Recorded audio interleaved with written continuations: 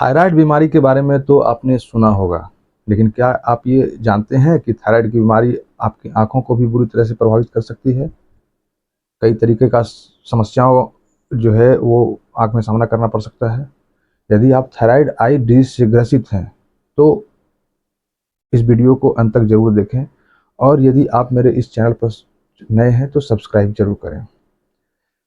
तो ये जो है थायराइड आई डिजीज़, जिसमें कि जो आँख का मांसपेशी है और टिश्यूज़ जो है वो दोनों इसमें प्रभावित होता है और ये बीमारी जो है ओवर एक्टिव थायराइड यानी हाइपरथायराइडिज्म के कारण होता है और इस बीमारी का जो है इलाज न करवाया जाए तो आंखें खराब भी हो सकता है। तो चलिए जानते हैं थायराइड आई डिजीज़ क्या है। तो जिन लोगों को जो है ओवर एक्टिव थायराइड ग्लैंड यानी हाइपरथायराइडिज्म होता है, उन्हें ये समस्याएं अधिक रहती हैं। तो ऐसे लोगों में कभी कभी आंखों में सूजन आता है, पलकों में समस्या जो होने लग जाता है, आँख को हिलाने डुलाने में जो है वो दर्द होने लग जाता है। तो और इसमें क्या होगा, आँख लाल भी हो जाता है।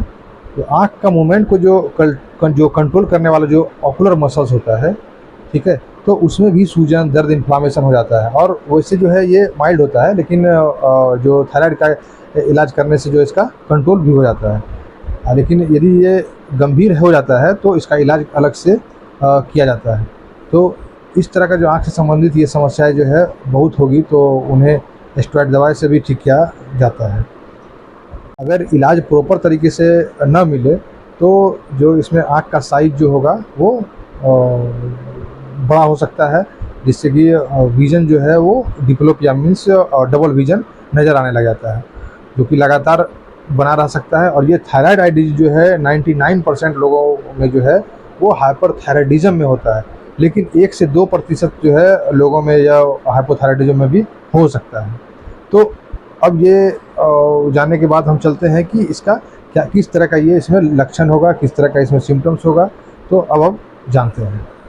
जब भी जो हाइपरथायराइडिज्म का जो है वो शुरुआत होगा, तो तब उसमें क्या होगा, थायराइड आई डिजीज़ के भी लक्षण नज़र आने लग जाते हैं। तो इसमें रेयर केसेस में क्या होगा कि थायराइड का समस्या होने के 5 से 10 साल के बाद थायराइड आई डिजीज़ होता है। और आमतौर पे जो है जो लोग हैं वो बहुत, जैसे जो ज़्यादा स्मोकिंग करते हैं, हाँ, उनमें इस तरह का जो बीमारी होने का संभावना बहुत ज़्यादा रहता है। तो ऐसे लोगों को गंभीर रूप से थायराइड आई डिजीज़ होता है।